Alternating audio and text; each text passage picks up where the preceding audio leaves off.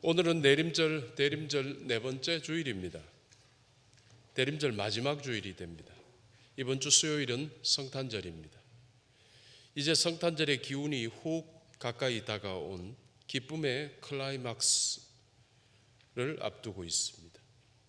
이런 지점의 교회력에 따른 성서정과 성경정과는 오늘 본문을 설교하라고 가르치고 있습니다.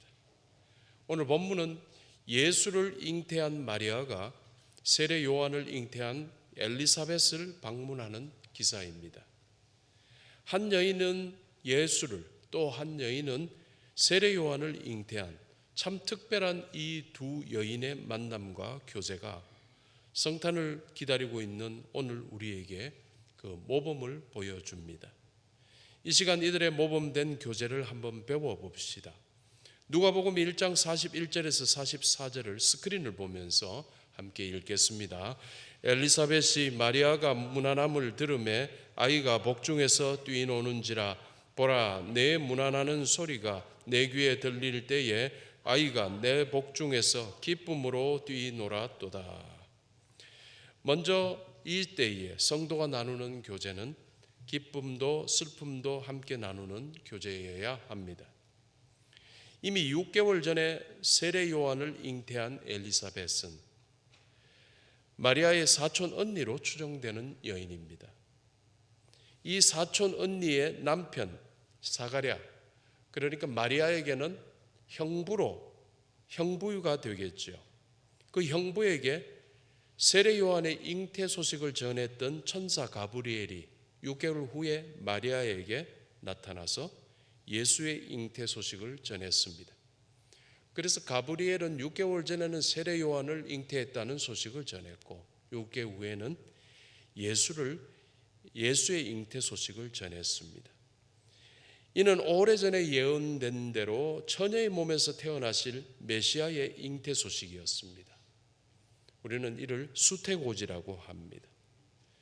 그런데 이렇게 수태고지를 받은 마리아는 참 복합적인 감정이 들었을 겁니다.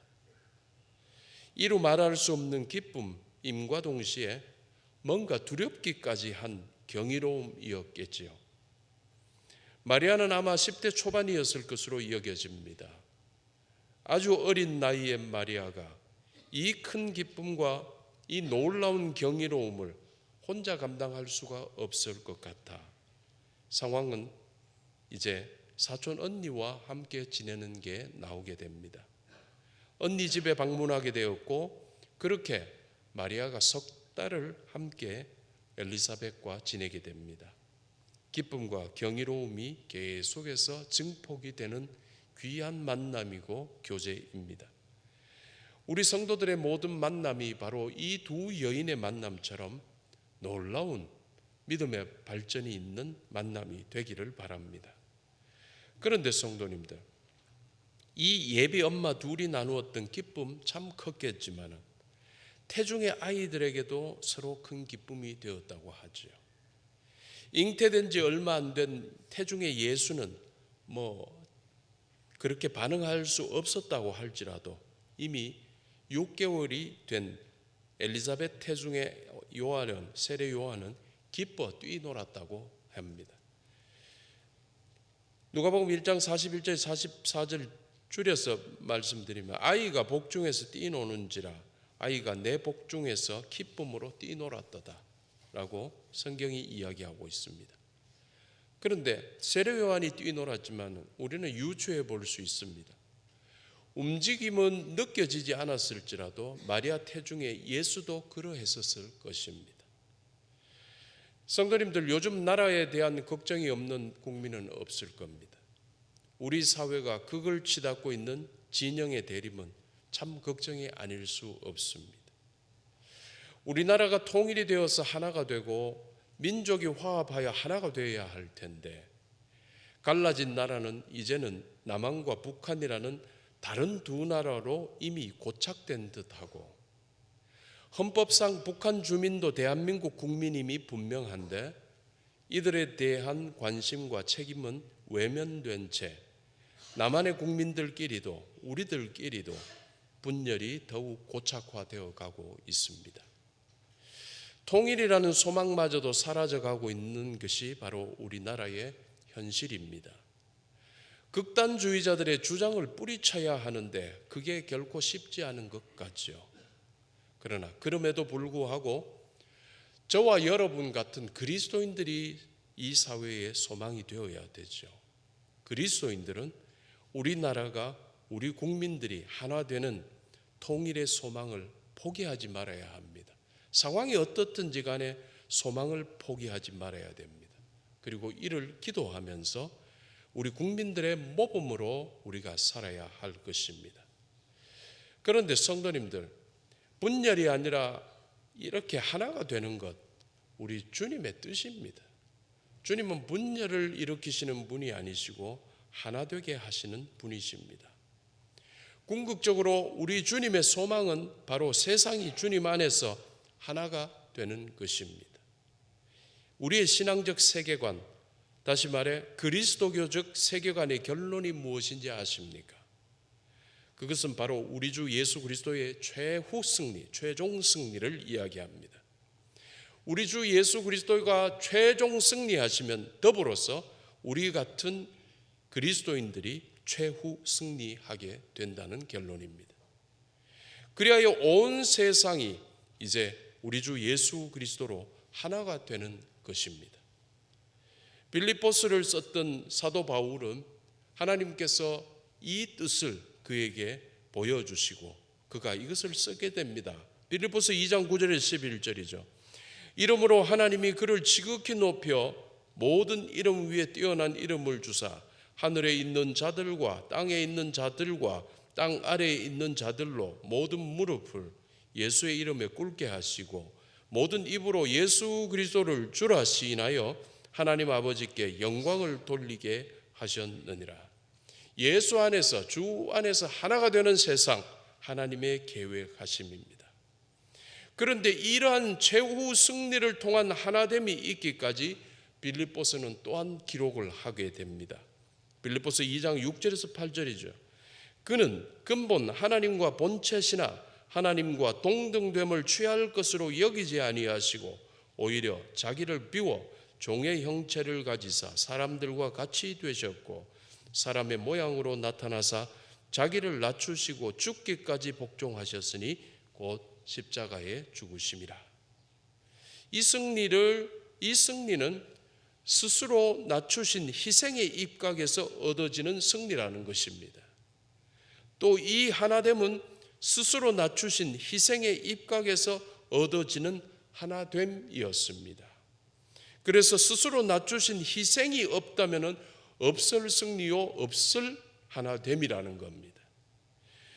그래서 지금 우리 사회가 공정하고 긍휼 있는 하나된 사회가 되기 위해서는 이러한 낮춤과 희생이 꼭 필요하다 할 수 있지요. 그리스도의 낮추심과 희생을 본받은 교회와 그리스도인들의 낮춤과 희생입니다. 그래서 사회 속에 우리 그리스도인들이 소금과 빛으로 살아야 하는 것이 시대적 요구이고 시대적 사명이라고 할 수 있습니다. 우리 그리스도인들이 각자가 모두 자기의 자리에서 모두가 모여서 모의하고 계획하고 그러지 말고 모두가 각자의 자리에서 소금과 빛으로 살아가면 하나가 되는 거예요. 그렇게 되면은 우리 그리스도인들이 세상을 인도하는 등불이 될 수 있다는 겁니다. 우리 그리스도인들에게 인도를 받으면은 세상이 어디로 가느냐? 그리스도인들이 인도하는 것은 예수 그리스도께로 인도합니다. 그래서 주님께로 인도받게 되는 것인데 이렇게 될 때 바로 세상이 주님 안에서 하나 되는 결과를 낳게 되는 겁니다. 결국 무엇이었습니까? 우리에게 달려 있다라는 것입니다. 여러분들 소금과 빛으로 사시기를 주님의 이름으로 축원합니다. 그래서 오늘 본문에서 마리아와 엘리사벳이 보여준 교제, 성도가 서로에게 기쁨으로 더욱 큰 은혜가 되고 성도가 서로에게 위로로서 더욱 큰 은혜가 된다는 사실을 보여주는 셈입니다.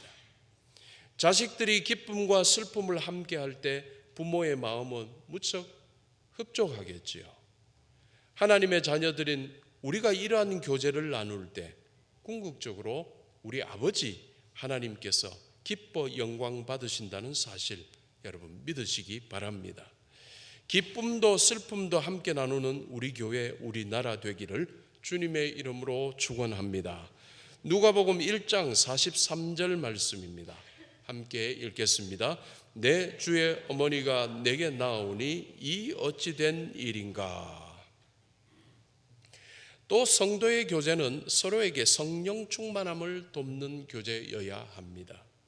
성도끼리 만났는데 그 사람을 통해서 내가 믿음이 더 좋아져야죠. 성도끼리 만났는데 그 사람 때문에 내 믿음이 더 떨어지면 큰일입니다. 성도의 교제는 성령 충만을 돕는 교제여야 됩니다. 어떤 성도들하고 대화를 나누어 봅니다. 전화를 하거나 대화를 나누고 구역장님 잘하십니까? 그러면 입에 침이 마르도록 칭찬을 하는 그런 분들이, 그런 구역장들이 있습니다. 그런데 또 우리 교회는 없지만 어떤 분은 뭐 그냥 말을 적당히 하는, 성령 충만함의 교제가 안 일어나고 있구나. 성도는 이러한 성령 충만의 교제가 일어나야 되는데, 엘리사벳이 마리아와 만났던 그날 엘리사벳은 성령 충만함으로 노래했고, 엘리사벳의 이 성령 충만함이 마리아의 성령 충만을 불러일으키게 됩니다. 그래서 서로의 성령 충만함으로 서로가 지금 서로를 위하고 서로를 칭찬하고 서로를 높이면서 함께 이 일을 나누고 있습니다. 교제입니다. 저와 여러분, 우리도 꼭 이래 했으면 좋겠습니다. 서로에게 성령 충만함을 돕는 모범적인 교제가 있는 교회가 되기를 축원합니다. 한편 우리는 왜 이들의 교제를 성령 충만함의 교제라고 할 수 있을까요? 성도님들, 사실 우리는 살아가면서 인생 동안 참 여러 고백을 하고 살지요. 술을 드시는 분들은 술잔 한 잔을 서로 기울이면서 자기들의 그 고민을 친구한테 이야기하기도 하고, 그래가지고 뭐 울고 뭐 그런 거, 술자리들 여러분 그거 알지 않습니까? 우리 안 봐도 알지 뭐, 술이 취해 있으니까. 친구들끼리 심정을 고백하기도 하고, 이성에게는 사랑을 고백하기도 하고, 의사에게는 자기 아픈 것을 고백하면서 진료를 받고, 이런 여러 고백들을 하고 살아갑니다. 그런데 이 여러 고백 중에서도 가장 위대한 고백을 뽑으라면 신앙 고백이겠죠. 예수가 나의 주님이시다, 예수 그리스도께서 나의 주님이시다는 고백만큼 더 위대한 고백이 어디 있겠습니까? 그런데 이 신앙 고백은 성령 충만하지 않고는 결코 할 수 없는 고백이라는 거예요. 예수가 나의 주님이시다. 이거 성령이 안 도와주시면은 우리는 저절로 해낼 수 있는 존재가 아닙니다. 그날도 엘리사벳이 성령 충만했기 때문에 할 수 있었죠. 다시 한번 보면 누가복음 1장 43절에 내 주의 어머니가 내게 나오니 이 어찌 된 일인가. 내 주, 주님, 뱃속에 지금 아이 마리아의 뱃속에 이제 잉태되어 있는 그 예수님을 지금 주로 이야기를 고백하고 있습니다. 라틴어로 표현하기는 마테르 도미니 메이입니다. 내 주의 어머니입니다. 이것은 마리아의 초점을 두는 것이 아니라 태중의 아이에 지금 초점을 두는 겁니다. 그런데 로만 가톨릭들은 뭐냐면 이 어머니 쪽에 초점을 둬가 마리아를 신격화시켰습니다. 잘못된 겁니다. 성경을 잘못 해석한 겁니다. 지금 엘리사벳이 이야기하고자 하는 것은 어머니인 마리아를 이야기하는 것 같지만 사실은 신앙 고백은 아기 예수에 대한 고백입니다. 내 주, 태중의 아기가 나의 주님이시다는 신앙 고백이었습니다.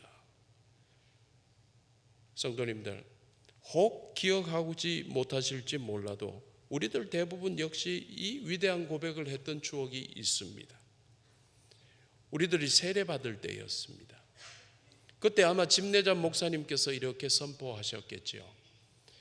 예수를 믿는 구주로 예수를 구주로 믿는 아무개에게 내가 성부와 성자와 성령의 이름으로 세례를 주노라.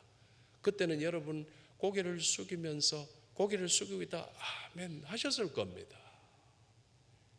이게 신앙 고백이었어요. 분명한 것은 그때 여러분에게 성령 충만함이 있었기 때문에 아멘 하신 겁니다. 예수를 구주로 믿는 자기의 이름을 아멘 하는 거예요. 예수를 나의 구주로 분명히 고백하는 매 순간은 그래서 성령 충만하기 때문입니다. 여러분 지금 막 내가 옛날에 믿음 다 잃어버렸다 뭐 그런 사람들 그냥 말로는 그렇게 이야기하지만은 예수님 구주로 믿고 살아가면은 여러분 지금 성령 충만한 겁니다. 그런데 지금도 여러분께서 이 고백하고 있다면은 지금 여러분은 성령 충만한 상태입니다. 여러분 믿음 때문에 너무 가슴 아파하지 말고 여러분 성령 충만하게 승리하십시오. 여러분은 지금 성령 충만한 겁니다. 그러므로 성도님들 성령 충만을 지키시고 여러분에게 서로에게 성령 충만을 도와주면서 주님께 영광 되기를 축원합니다. 여러분 내가 충만해야지 남에게 이 충만을 드릴 수가 있습니다. 나를 만나는 모든 사람들이 믿음으로 살아야지 라는 그 결단을 일으키는 그러한 존재들로 살아가시게 되기를 바랍니다. 사회가 이렇게 힘들고 어려운데 그리스도인들에게서 사회가 전혀 도움을 받지 못한다면 우리가 잘못 사는 거죠. 우리로서 세상이 사회가 바로 잡혀야 되겠죠. 모범으로 살아가시기를 바랍니다. 누가복음 1장 42절 말씀입니다. 우리 함께 읽겠습니다. 큰 소리로 불러 이르되 여자 중에 네가 복이 있으며 네 태중의 아이도 복이 있도다. 마지막으로 서로를 축복하는 교제입니다. 성도는 말을 통해 실천을 통해 남을 축복하는 사람입니다. 비난해서는 절대 안 됩니다. 비난의 자리에 들어가 있지 마십시오. 축복하는 자들입니다. 이 축복이 중요하거든요. 독일의 신학자 본 헤퍼는 예수 그리스도는 타자를 위한 존재라고 자주 사용하는 이야기. 타자, 남이에요. 예수님은 남을 위해서 존재하셨어요. 그래서 우리가 복받은 사람이기도 하지만은 우리는 또한 동시에 남을 축복하는 사람들입니다. 왜? 우리는 예수를 따르는 그리스도인들이기 때문입니다. 작은 예수들이죠. 남을 축복하는 우리의 사명을 우리가 잊지 않을 때 세상에는 축복이 더욱더 넘쳐날 겁니다. 창세기 12장에서 하나님께서 아브라함이 받게 될 복, 다시 말해 성도가 받게 될 복의 성격에 대해서 그 복은 어떤 복인가에 대한 말씀이 나왔죠. 그게 뭐였냐? 복의 근원이었습니다. 그냥 복, 물질의 복, 우리는 복 그러면 물질의 복, 건강의 복 이런 생각입니다. 성경이 이야기하고 있는 복은 복의 근원입니다. 근원이 뭔가? 말 그대로 복이 흘러나가기 시작하는 시작점입니다. 나에게서 복이 시작이 되는 거예요. 흘러가. 그래서 너는 복이 될지라는 말씀은 하나님께서 우리에게 복을 풍성히 내려주실 터이니 이 복을 우리만 가지고 누리려고 하지 말고 가족에게, 더 나아가 이웃에게, 더 나아가 지역에, 더욱 나아가 온 세상에 하나님의 복이 흘러가게 하라는 의미지요. 여러분 주변의 사람 여러분들 때문에 전부가 복 받기를 바라요. 여러분하고 같이 있으면 그냥 복 받는 거죠. 특별히 성도들끼리 더욱 그러하다는 사실을 잊지 마시기 바랍니다. 성도들 함께 서로를 위해서 축복해 주시기 바랍니다. 서로를 축복하는 교제를 나누시게 되기를 주님의 이름으로 축원합니다. 결론을 맺습니다. 오늘은 대림절 4번째 주일이고 3일 후는 크리스마스입니다. 아기 예수께 경배했던 동방 박사들을 성탄절에 나타나는 인물이기도 하지만 이들은 대림절을 대표하는 인물이기도 합니다. 왜요? 오랜 기간 예수를 경배하기 위해서 오고 있었기 때문입니다. 그들은 일찍부터 한 별을 발견하고 이 별을 계속 따라갔던 사람들입니다. 이 별은 바로 그리스도의 별이었습니다. 그래서 그들은 이 별의 주인 되신 우리 주 예수 그리스도께 경배할 수 있었고 자신들이 준비한 예물을 드리는 영광을 경험했던 사람들입니다.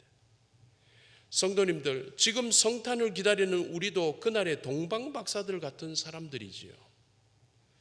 그날의 동방박사들처럼 우리도 그리스도의 별을 발견했기 때문입니다. 우리가 왜 성탄을 기다리는지를 발견했기 때문입니다. 그 별, 예수님의 별입니다. 이 별은 잠시 반짝이다가 곧 사라지는 세상의 어떤 별들과는 달리 영원히 빛나는 우리 주 예수 그리스도이십니다. 성도님들, 여러분도 그날의 동방박사들처럼 이 별을 계속해서 따라가고 계십니까? 예수님을 끝까지 소망하고 계십니까? 또한 그날의 동방박사들처럼 여러분도 주님께 드릴 예물을 정말 정성껏 준비하고 계십니까? 믿음의 예물, 소망의 예물, 사랑의 예물을 가득 채워서 와서 주님께 드리시는 여러분들 되시기 바랍니다. 주님께서 기뻐 받으실 예물을 들고 성탄하신 주님을 기쁨으로 경배하는 축복이 우리 모두에게 있기를 소망합니다. 이게 축복된 사람입니다. 이제 성탄을 앞둔 며칠의 시간 동안 더욱더 우리 주님을 찬양하시고 기다리시고 주님께서 기뻐하시는 그 짧은 시간을 귀하게 보내시는 여러분들의 대림절의 막바지가 되기를 주님의 이름으로 축원합니다. 기도하겠습니다.